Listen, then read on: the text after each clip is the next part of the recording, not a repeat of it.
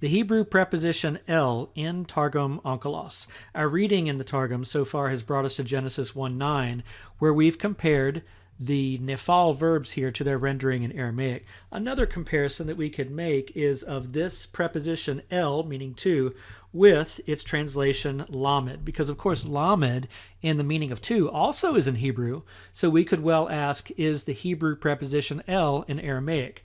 If we carry out a search on Bible software, we actually do find el in Targum manuscripts. This is Alexander Sperber's edition. This is Numbers chapter 6, verses 24 to 26.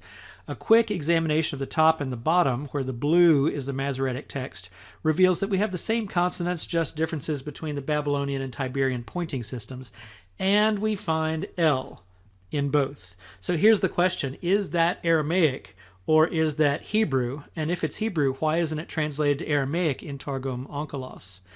This actually has to do with the base manuscript. So Sperber's base manuscript is Oriental Manuscript 2363 in the British Library, and I've highlighted the Aaronic benediction there. There is no translation, as we can see if we make verse 24 big to look at. An interesting clue here about what's going on is that these words have both Babylonian and Tiberian pointing at the same time. So it's meant to be pronounced as written, even though it's not Aramaic. Now, other Targum Onkelos manuscripts are different. So this is Oriental Manuscript 2229 in the British Library, where you see in red the Hebrew and then its rendering in the cyan, the light blue sections.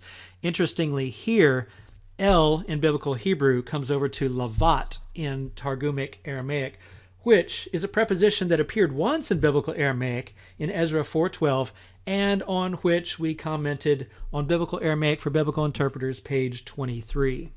All that having been said, this exploration about the use of the biblical Hebrew preposition el in Targum Onkelos has allowed us to do a little bit of a deep dive about the translation philosophy of the Targums, where it's possible for Hebrew text to show up in the Aramaic text without translation.